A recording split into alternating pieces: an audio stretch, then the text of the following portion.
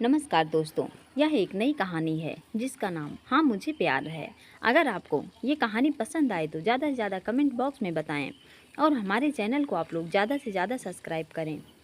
अरे नीलिमा, तुम यहाँ? विनय ने बड़ी ही हैरानी से कॉफ़ी हाउस में अकेले कॉर्नर में बैठी लेडी से कहा। यार विनय, ये मेरा शहर है तो मैं यहीं मिलूँगी तुम्हें। तुम हमारे शहर में हो, तुम बताओ इस शहर में कैसे आना हुआ? नीलिमा ने चुहल करते हुए कहा। हाँ हाँ, तुम नहीं बदली, आज भी वैसी की वैसी मस्त मौला हो जैसा आज से 10 साल पहले कॉलेज के दिनों में थी। विनय जोर जोर से ठहाका लगाकर हंसने लगा। आसपास टेबल में बैठे लोग विनय और नीलिमा को घूरने लगे। नीलिमा सबको यूं घूरते देख झेप गई। विनय भी खामोशी से कॉर्नर में लगी नीलिमा के साथ वाली कुर्सी पर बैठ गया। थोड़ी देर दोनों खामोशी से एक दूसरे से नज़र चुराते हुए बैठे रहे। जैसे ही एक दूसरे से नज़र टकराई, नीलिमा और विनय फिर दांत निपोरते हुए हंसने लगे। इस बार दुनिया से बेखबर दोनों हंसते रहे। और बताओ विनय, तुम यहाँ कैसे? नीलिमा ने प्रश्न किया। मेरा तबादला इसी शहर में हुआ है। मैं CPWD में अभियंता के पद पर कार्यरत हूँ और इस कॉफ़ी हाउस में तुम्हारे पीछे पीछे आ गया। विनय ने मजाकिया लहजे से कहा। अच्छा, कॉलेज से लेकर आज तक मेरा पीछा करके ही काम चला रहे हो या अपनी गृहस्थी भी बसाई है? नीलिमा ने भी प्रत्युत्तर देते हुए अपनी बात कह दी। तुम्हारे इनकार से दिल इस कदर टूटा कि आज तक मैं कुंवारा ही बना घूम रहा हूँ। फिर ठहाका लगाने लगा। बहुत हुई मजाक नीलू, नीलिमा को प्यार से विनय कहता है। ये क्या हाल बना रखी है तूने? मैं बाहर से तुझे पहचान ही नहीं पाया। 100 बार सोचा तू ही है ना। पास आकर देखा फिर पहचान पाया। चिंतित होकर विनय ने पूछा। ठीक हूँ मैं, बिल्कुल भली चंगी, नीलिमा ने हंसते हुए कहा। चलो कॉफ़ी पीते हैं, ऑर्डर करते हैं, फिर यहाँ से निकलते हैं। मुझे घर जाने में कहीं देर न हो जाए। नीलिमा हड़बड़ाते हुए वेटर को बुलाकर 2 कॉफ़ी मंगा ली। कॉफ़ी खत्म कर विनय को अलविदा कह अपने घर को जा रही थी कि विनय ने बोला। अपना फ़ोन नंबर तो देती जाओ मोहतरमा। नीलिमा ने झट से अपना नंबर विनय को नोट करवाकर तेज कदमों से अपने घर की तरफ चल पड़ी। घर पहुंचते ही विनय का कॉल आ गया। फिर कब मिलोगी मेरी जाने बहार? विनय ने मस्ती से पूछा। इतना सुनते ही नीलिमा बिफर पड़ी। तुम्हारा दिमाग तो खराब नहीं हो गया विनय? मैं एक शादीशुदा औरत हूँ। तुम्हारी ऐसी बातों से मेरा वैवाहिक जीवन तहस नहस हो सकती है। क्या हो गया नीलू? तुम मुझे अच्छे से जानती हो और मैं तुझे भी अच्छे से जानता हूँ। मेरी सबसे अच्छी दोस्त हो। मैं सपने में भी तुम्हारा बुरा नहीं करने की सोच सकता। विनय ने बात को संभालने की कोशिश की। नीलिमा गुस्से से फ़ोन कट कर वही सोफे पर धड़ाम से पसर गई और विनय के बारे में सोचने लगी। विनय और नीलिमा एक ही इंजीनियरिंग की कॉलेज में पढ़ते थे। दोनों को आपस में खूब बनती थी। कॉलेज खत्म होते ही विनय और नीलिमा जॉब करने लगे। फिर व्यस्तताओं के कारण दोनों अपनी अपनी निजी जिंदगी में व्यस्त हो गए। 2 साल पहले नीलिमा की अरेंज मैरिज समन से हुई थी। समन का खुद का कारोबार है और वह अपने माँ बाप से अलग यहाँ शहर में अपनी बहन स्वरा के साथ रहता है। स्वरा भी दिल्ली के कॉलेज में की प्रोफेसर है। 2 साल से नीलिमा एक गृहिणी की तरह रह रही है। नीलिमा समन से प्यार तो बहुत करती है, पर शायद समन के लिए नीलिमा बस एक घर में रखी सज्जा की सामग्री है। समन नीलिमा की सबसे सामने बेइज्जती करने से भी नहीं चूकता था। बात बात पर गांठी लग कर कहता रहता था। न पहनने का ढंग, न रहने का ढंग, हमेशा उसका तिरस्कार करता रहता था। नीलिमा खुद में घुटते जा रही थी और खुल के हवा में सांस लेने के लिए अक्सर उस कॉफ़ी हाउस में जाती रहती थी और उसे लिखने का शौक़ था जिसे उस कॉर्नर में जाकर पूरा करती थी। कई बार मन में विचार आता समन को तलाक दे दे, पर अपने मायके वालों के कारण अपने कदम पीछे कर लेती थी। पिताजी पुराने ख्यालों वाले थे। हमेशा कहते नीलिमा को रानी की तरह समन रखता है। घर में नौकर चाकर से भरे पड़े हैं और नीलिमा को तो पानी का गिलास भी अपने हाथों से नहीं धोती है। अब नीलिमा पर क्या बीतती है ये बात सिर्फ नीलिमा जानती थी। तभी मोबाइल के रिंगटोन से नीलिमा की तंद्रा टूटी। बहुत सारे सॉरी का स्टिकर विनय ने नीलिमा को मनाने के लिए भेजे थे। नीलिमा के चेहरे पर एक मुस्कान तैर गई और अपना गुस्सा विनय पर निकालने के लिए खुद को कोसने लगी। तो यहाँ ठाठ से बैठी हैं महारानी साहिबा, मैं कब से नीचे चाय का इंतजार कर रहा था, गुस्से से तिलमिलाते हुए समन ने कहा। वो मुझे पता नहीं चला आप आ गए हो, नीलिमा ने डरते हुए कहा। समन गुस्से में नीलिमा को घूरने लगा, वहाँ से चला गया। नीलिमा आंसू को रोक पाने की नाकाम कोशिश करने लगी। खुद पर काबू कर नीलिमा समन के पीछे पीछे चल पड़ी। समन बिना नीलिमा की परवाह किए अपनी गाड़ी में बैठ तेजी से गाड़ी चलाता हुआ निकल पड़ा। नीलिमा बुत की तरह समन को जाते हुए देखती रह गई। ये तो रोज ही होता था, समन का गुस्सा में घर से निकल जाना और देर रात लौट कर आना। अपने हाल पर कभी हंसती और कभी रोती नीलिमा सिसकियों में करवट बदल बदल कर रात गुजार देती। नीलिमा का फ़ोन बज उठा। नीलिमा फ़ोन कट कर दी और चुपचाप लॉन में चहलकदमी करने लगी। एक बार फिर से फ़ोन बज उठी। नीलिमा ने इस बार बात कर लेने में ही भलाई समझी। हेलो नीलू, मुझे माफ़ कर दो दोस्त, सामने से विनय ने कहा। आई एम सॉरी विनय, मैंने तुम्हारा दिल बेवजह दुखा दिया। ठीक है, इसी बात पर तुम्हारी लिखी कोई नज्म सुना दो, विनय ने आग्रह करते हुए कहा। अभी नहीं, फिर के कभी, नीलिमा ने विनय को टालने की कोशिश की। विनय के आगे नीलिमा की एक न चली। प्यार और ख्वाब की अर्थी सजा रही हूँ, अपने सुलगते अरमानों को आंसू से बुझा रही हूँ। जिंदगी बोझ सी लगती है, बस ढोए जा रही हूँ। खो गई इन सब में नीलिमा कहीं, बस उसको ही खोजे जा रही हूँ।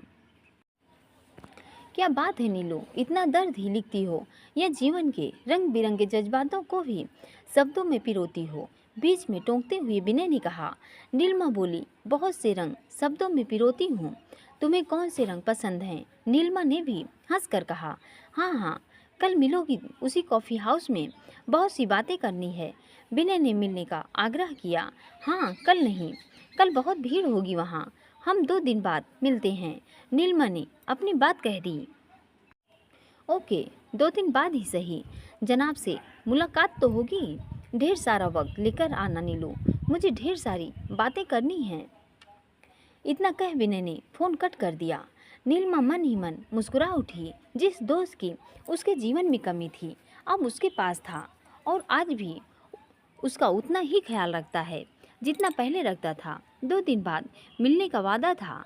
इधर अचानक समन के ऑफिस से फ़ोन आया। नीलिमा, आज तैयार रहना, शाम में एक दोस्त पार्टी की शादी की सालगिरह है, तो उसकी पार्टी में जाना है। नीलिमा को तो न चाहते हुए भी जाना ही था। खुद को बेइज्जती का घूंट पीने के लिए भी तैयार करना था।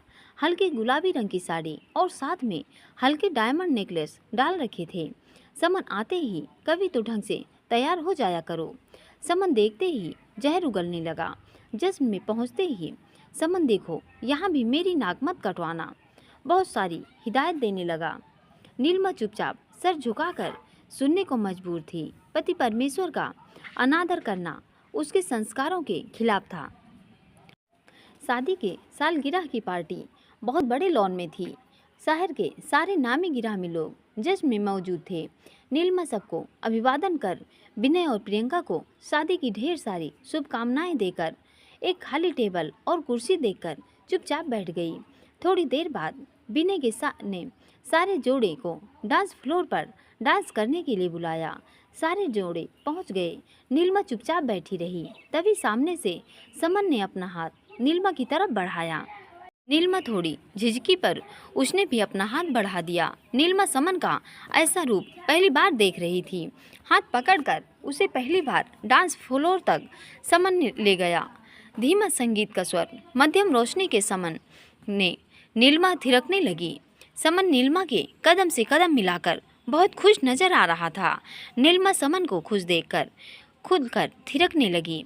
अचानक संगीत बंद हो गई और नीलिमा और समन एक दूसरे में खोए थिरकते जा रहे थे। तालियों की गड़गड़ाहट में दोनों का ध्यान आया। नीलिमा झट समन से दूर जा खड़ी हुई और समन झेप गया। उस दिन नीलिमा ने पहली बार समन के आंखों में अपने लिए प्रेम का भाव देखी थी। दिल कहे मेरा तू भी साथ चल, क्यों ना आज मैं भी बहक जाऊं, तेरे प्यार का जाम आज पी कर मर जाऊं। नीलिमा मंद मंद मुस्कान के साथ मुस्कुराए जा रही थी। समन, क्या हुआ, पागल हो गई हो? समन नीलिमा को घूरने लगा। आप ऐसा ही कुछ सोच लो। नीलिमा इतना बोलकर इठला कर समन से दूर दूसरे लोगों से बात करने में व्यस्त हो गई। नीलिमा का ये रूप देखकर समन भी मुस्कुरा उठा। जश्न से लौटकर जब नीलिमा ने अपना फ़ोन देखा, उसने मोबाइल को साइलेंट रखा था। अनगिनत कॉल और मैसेज विनय के उसके मोबाइल पर पड़े थे। विनय, कल तुमसे मिलती हूँ का मैसेज छोड़कर नीलिमा सोने का उपक्रम करने लगी। नींद आंखों से कोसों दूर थी। समन कब का थक कर सो चुका था। समन अच्छे हैं पर उन्हें मेरी कदर नहीं है। दूसरे दिन सुबह समन ने नाश्ते के समय नीलिमा की खूब बेइज्जती की। नीलिमा ने रसोइये से कहकर पोहा और सूजी का हलवा बनवाया था। जाहिल औरत, तुम्हें पता भी है कि मैं ओट्स और ब्रेड ही लेता हूँ। गुस्से में आग बबूला होता हुआ समन ऑफिस के लिए निकल गया। नीलिमा काट हो गई। इतनी बेइज्जती से उसका दिल खूब रोया। कल तक जो सपने अपने लग रहे थे, अब सब उसके सामने बिखर गए थे। नीलिमा न जाने कितनी देर रोती रही।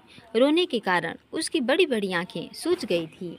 इधर समन ऑफिस पहुंचकर अपने काम में मशगूल हो गया।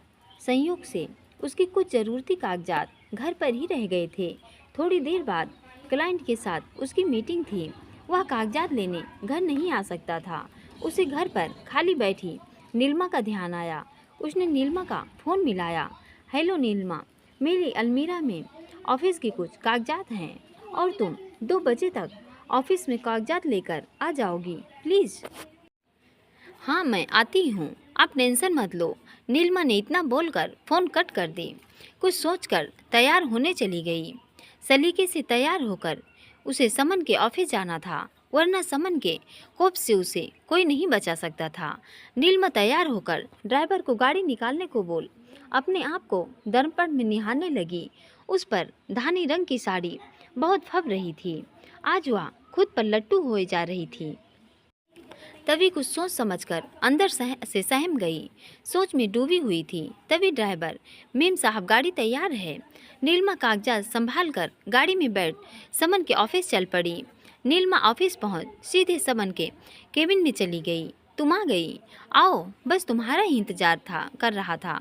समन ने मुस्कुराकर नीलिमा की तरफ देखा। यार नीलिमा, तुम सलवार कमीज पहन लेती, क्या तुम हमेशा 6 गज की साड़ी में हमेशा लिपटी रहती हो? समन ने मजाकिया लहजे में नीलिमा को छेड़ा।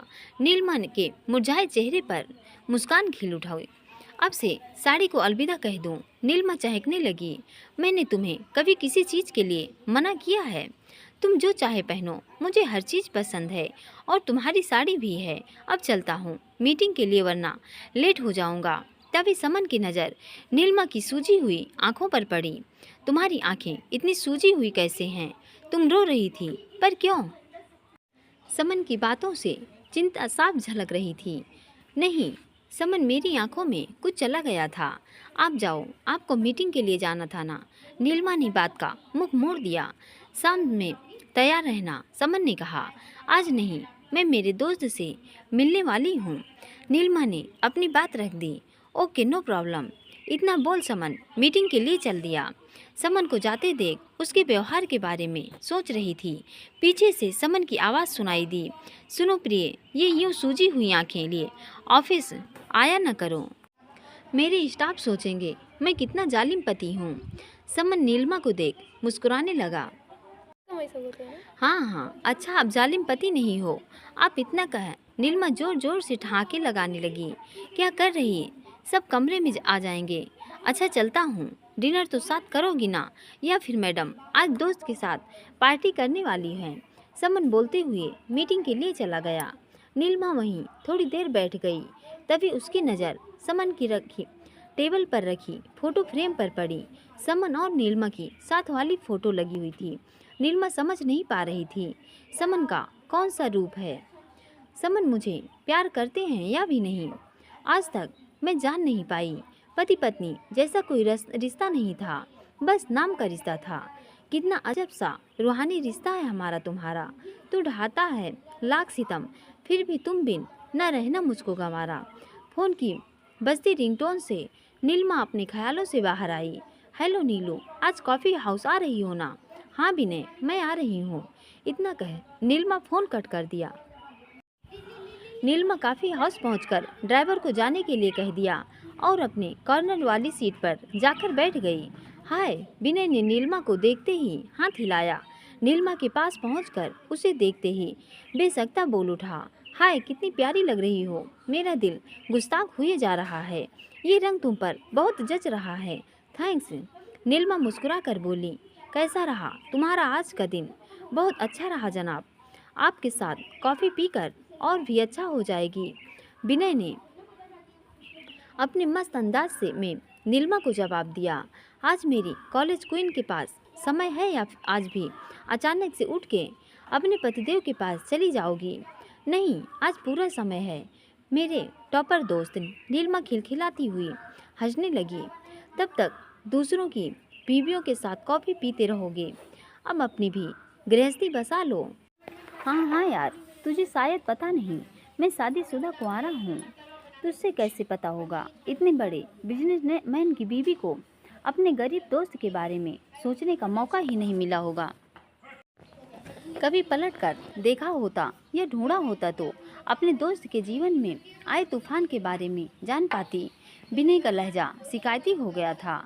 यार ऐसी बात नहीं विनय, मैंने भी तुम्हें ढूंढने की कोशिश की पर तुम मिले ही नहीं। नीलिमा ने भी अपनी बेबसी बयां करने लगी।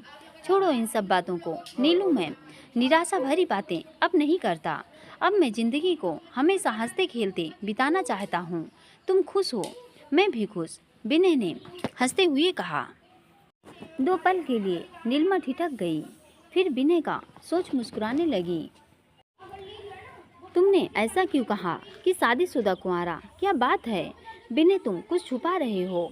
नीलिमा की आंखों में एक साथ कई सवाल तैरने लगे। नीलू, बहुत लंबी कहानी है, बाद में कभी, आज तो तेरे साथ की कॉफ़ी का आनंद लेने दे। विनय ने टालने की कोशिश की। नहीं विनय, मुझे आज ही बात करनी है, सारी बातें, वरना मैं चिंतित रहूँगी। विनय ने फरमान सुना दिया। कॉफ़ी मंगा, फिर बात शुरू करते हैं, विनय ने कहा। कॉफ़ी आते ही विनय ने अपनी बात कहना शुरू किया। तुम तो जानती हो, जॉब लगते ही मैं अपने काम में मशगूल हो गया। इधर मेरे गांव के लोग मेरे घर पर रिश्ता लेकर आने लगे मेरे लिए। मैं बार बार टाल जाता। शुरुआत में मेरी सैलरी भी तो बहुत कम थी। मेरे बार बार इनकार से मेरे माँ पिताजी ने मुझ पर दबाव बनाना शुरू कर दिया। 1 साल टालने पर जब मैं अपने गांव, जो कि बिहार में है, छुट्टियां बिताने गया हुआ था, अचानक मेरी माँ ने बताया, आज लड़की वाले के यहाँ जाना है। माँ, इतनी जल्दी क्या है? अभी सैलरी थोड़ी बढ़ने दे, हम ब्याह कर ले, विश्वास कर हम बाबू, और तोर पसंद की लड़की से ब्याह कर। अब मैं समझाने की लाख कोशिश की पर माँ नहीं मानी। हम शाम को लड़की वाले के घर पहुँच गए। हमारे पास वाले गांव की मुखिया की बेटी थी प्रभा। गेहुआ रंग, लंबे काले बाल और बड़ी बड़ी कजरारी आंखें एक ही नज़र में मेरे दिल में उतर गई। मैंने रिश्ते के लिए हाँ कह दी। पढ़ी लिखी और समझदार लड़की लगी प्रभा। 2 दिन बाद मेरी और प्रभा का मंगनी बड़ी धूमधाम से हो गई। मौका देखते ही मैंने प्रभा से पूछ लिया, आप इस रिश्ते से खुश तो हैं ना? प्रभा शर्माकर अपनी नज़रें झुका ली। मैं भी उसकी अदा पर अपना दिल लुटा दिया। उसकी आंखें मेरे दिल में कुछ इस तरह घर कर गई कि मुझे उसके अलावा कुछ दिखाई नहीं दे रहा था। प्रभा से उसका नंबर लेकर मैं उसे कॉल करूंगा कहकर घर आ गया। मैं प्रभा की सुंदरता पर मोहित हो गया था। मैं गांव से अपने जॉब पर लौट आया था। विवाह तो 6 महीने बाद होने वाली थी। हमारी फ़ोन पर लगातार बात होती थी। हम अपने भविष्य के सुनहरे सपने सजाने में व्यस्त थे। 2 महीने बाद मैं उससे मिलने उसके हॉस्टल गया। प्रभा भी पढ़ाई कर रही थी। मुझे लेने प्रभा स्टेशन पर आई थी। एक बुके देकर मेरा बहुत ही गर्मजोशी स्वागत किया। मैं भी उसके प्यार में सुध-बुध खोकर प्रभा को एकटक निहारे जा रहा था। आप मुझसे मिलने आओगे? मुझे इस बात पर जरा भी यकीन नहीं था। हमारे घर वालों का इसका पता नहीं चलना चाहिए, वरना वो हमें भला बुरा कहेंगे। प्रभा ने मुझसे आग्रह किया, तुम चिंता मत करो, ये बातें और मुलाकातें सिर्फ हम दोनों के बीच में ही रहेंगी। मैंने प्यार से उसे निहारते हुए कहा, स्टेशन पर ही रोकोगी या अपना शहर भी घुमाओगी?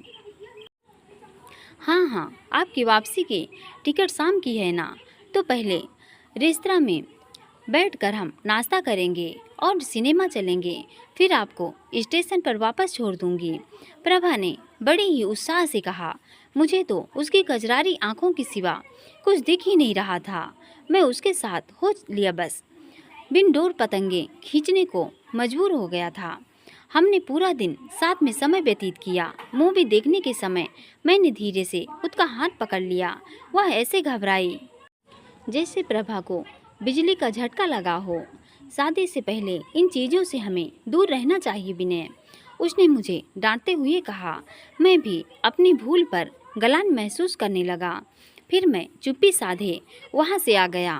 प्रभा भी मुझसे बात करने की कोशिश नहीं की। मैं उसके शहर से शायद अपमानित होकर लौटा था। मैं जितना इस बात को भुलाना चाहता उतना ही उलझता जा रहा था। कुछ तो था जो बहुत अजीब था। मैं संभाल भी नहीं पा रहा था अपने आप को। मैं इस रिश्ते से इनकार करना चाहता था। 10 दिन बाद भी प्रभा का कोई कॉल नहीं आया। मैं भी कॉल नहीं करना चाहता था।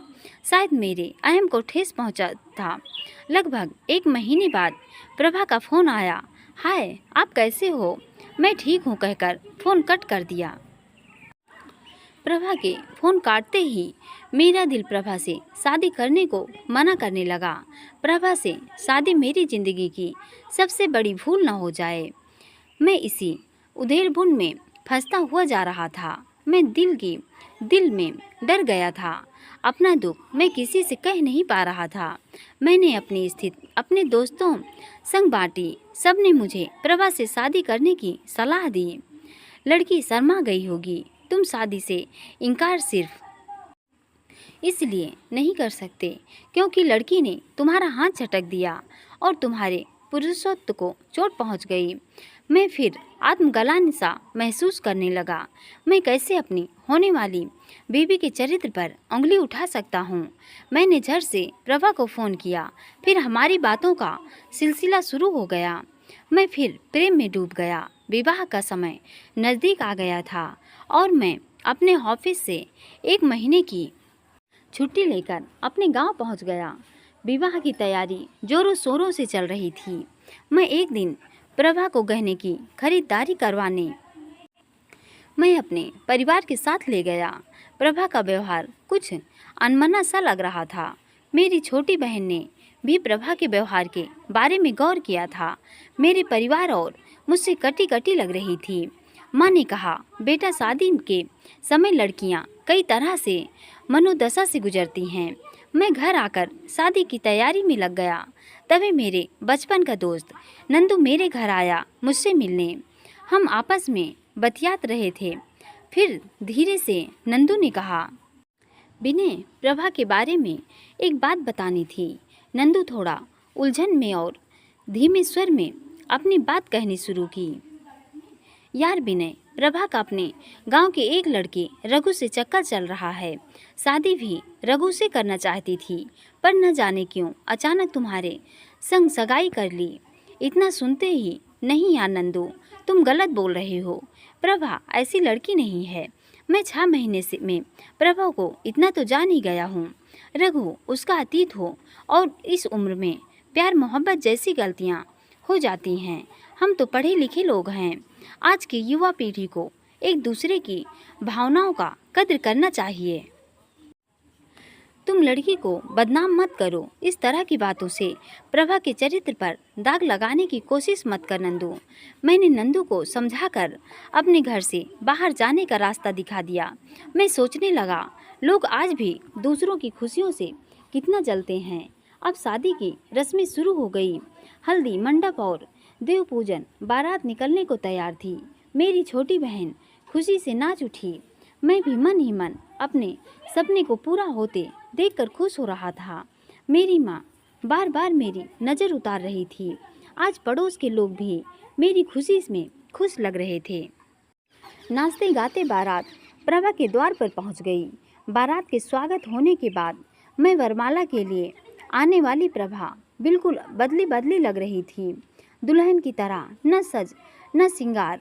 मैं क्या, बारात में आया हर व्यक्ति दंग रह गया। वरमाला की रस्म अदाई हो गई और मैं खिन्न होकर मंडप की ओर चल दिया। विवाह के सारी रस्मों में खिन्न होकर बैठा रहा। प्रभा से शादी कर मैं बहुत बड़ी गलती कर रहा था।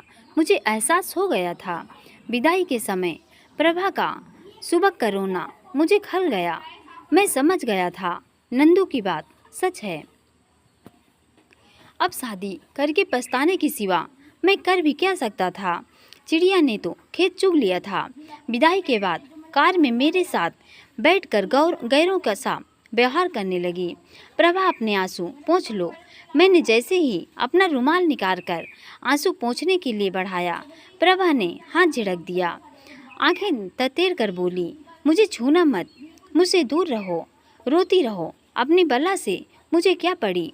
मैं भी झल्ला उठा। प्रभा ने भी कुछ नहीं कहा। हम घर पहुंच गए। नई नवेली दुल्हन के चर्चे तो गांव में बहुत हो रहे थे। दुल्हन के स्वागत और रस्म हो जाने के बाद प्रभा को मेरे कमरे में पहुंचा दिया गया। मैं खिन्न हो गया था। उसके पास भटकना भी नहीं चाह रहा था। तभी मेरे कमरे से जोर जोर से रोने की आवाज़ आने लगी। सब मेरे कमरे की तरफ भागे। प्रभा फ़ोन पर चिल्ला चिल्ला कर रो रही थी, पापा मुझे यहाँ से ले जाओ वरना मैं मर जाऊंगी।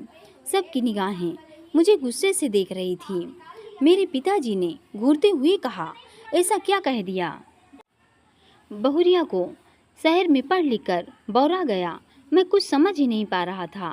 प्रभा ने मेरी छोटी बहन को अपने कमरे में बुला लिया। मैं चुपचाप बाहर आंगन में ही सो गया। सुबह प्रभा के बाबूजी मेरे दरवाजे पर आ धमके। मेरा गिरेबान पकड़कर घसीटते हुए आंगन में लाकर 2 थप्पड़ रसीद दिया। मेरी बेटी की जिंदगी खराब कर दी तूने। भद्दी भद्दी गालियां देने लगे। मैं कुछ बोलता उससे पहले प्रभा पापा कहकर चिल्ला चिल्ला कर रोने लगी। तू रो मत, चल इसका फैसला पंचायत में होगा। आज शाम पंचायत बैठेगी। मैं इस गांव के मुखिया से मिलकर आता हूँ। सुनो बिने के बापू, मेरी बेटी का ख्याल रखना। मेरे पिताजी को हड़बड़ाते हुए चल दिए। मैं प्रभा से पूछने गया, मेरी गलती क्या है? तुम मुझे दोषी क्यों बना रही हो? हाँ हाँ हाँ ठहाके लगाने लगी। मैं रघु से प्यार करती हूँ, शादी भी उसी से करना चाहती हूँ। रघु गरीब घर का है, इसलिए पिताजी मेरे विवाह के लिए कभी राजी नहीं हुए। इसलिए मुझे तुम्हारे साथ विवाह का ढोंग करना पड़ा और मुझे बेचारी होने का नाटक तुम पहले बोल देती, मैं तुम्हारा विवाह करवा देता। मेरे और मेरे परिवार के जज्बात के साथ खेलने की क्या ज़रूरत थी? तुम अपना स्वार्थ पूरा करने के लिए मेरे पूरे परिवार की इज्जत दांव पर लगा दी। मैंने चिल्लाते हुए कहा, सॉरी, मेरे पास अपने प्यार को पाने का यही रास्ता था। रघु के बिना मैं जीने की सोच भी नहीं सकती। मैंने अपने प्यार को पाने के लिए जो बन पड़ा वह सब मैं कर सकी। बड़े ही अकड़ से प्रभा ने अपने प्यार का बखान कर रही थी। अब आगे तुम क्या करना चाहती हो? पंचायत तक जब बात क्यों ले जा रही हो? मैं तुम्हें आज़ाद करता हूँ, मैंने विनती करते हुए कहा। मैं मजबूर हूँ विनय, मुझे थोड़ी प्रताड़ित लड़की का ढोंग करना होगा ताकि मुझसे बड़े घर के कोई लोग विवाह के लिए राजी ना हों और फिर पिताजी मेरा विवाह रघु से करवा दें। प्रभा ने बड़े ही बेशर्मी से कहा। प्रभा की सारी बातें सुनकर मैं दंग रह गया और मैं नंदू की बातें याद कर खुद को कोसने लगा। अब आगे कुछ तो बोलो, मैं तुम्हारी मदद करूँगा, एक दोस्त का वादा है तुमसे प्रभा। मैंने लगभग गिड़गिड़ाते हुए कहा, विनय मुझे कुछ नहीं चाहिए, बस आपको दहेज का लालची बनना होगा। फिर क्या, मेरे पिताजी आपके घर से मुझे ले जाएंगे और आपका मेरे ऊपर से उपकार होगा। विनती कर मेरे कदमों में गिर गई। मैं ना रो पा रहा था और ना हंस पा रहा था। पंचायत बैठ गई। मुझ पर और मेरे परिवार पर तरह तरह के कीचड़ उछाड़े गए। हम सर झुकाए, सब सुनते रहे। अपनी सफाई में हम कुछ नहीं बोले। पंचायत ने हमारा सामाजिक बहिष्कार और 5 लाख जुर्माना प्रभा को देने के लिए कहा। हमने चुपचाप सब मान लिया, क्योंकि प्रभा जुनूनी लड़की थी। कहीं पुलिस के पास चली जाती तो रही सही, हमारी पुरखों की इज्जत भी चली जाती। हमने पैसे का इंतजाम कर प्रभा को दे दिया। यहाँ से हमारी मुसीबतों का सिलसिला शुरू हुआ। गांव का हर शख्स हमारी इज्जत की धज्जी उड़ा जाता। कोई कहता लड़के में कुछ कमी होगी, तो कोई कहता पैसे के भूखे दानों। छोटी बहन की शादी में दिक्कत आनी शुरू हो गई। शर्म और ग्लान से मैंने अपनी जॉब छोड़ दी और सरकारी जॉब की तैयारी शुरू कर दी। 1 साल बाद ही मेरी जॉब भी हो गई। तब से आज तक शादीशुदा कुंवारा बन भटक रहा हूँ। ठुड्डी पर अपने दोनों हाथ को लगाकर मेरी बातों को ध्यान से सुनती हुई नीलिमा को कहा, तुमने इतना कुछ बर्दाश्त किया, फिर भी जिंदगी को बड़े ही खुशमिजाज ढंग से रखते हो। तुम बहुत ही अच्छे हो विनय। नीलिमा ने अपने नम आँखों से कहा। हाँ हाँ, कोई नहीं नीलिमा, यही मेरी तकदीर होगी, इसलिए मैं हमेशा हंसता मुस्कुराता रहता हूँ। बड़े ही शिद्दत से ढूंढ रहा था तुम्हें, आज तुम मिली, मैं बहुत ही अच्छा महसूस कर रहा हूँ। पूरी कहानी सुनने के लिए दोस्तों बहुत बहुत धन्यवाद। अगर कहानी पसंद आए तो प्लीज़ चैनल को सब्सक्राइब करें, लाइक करें और कमेंट में बताएं।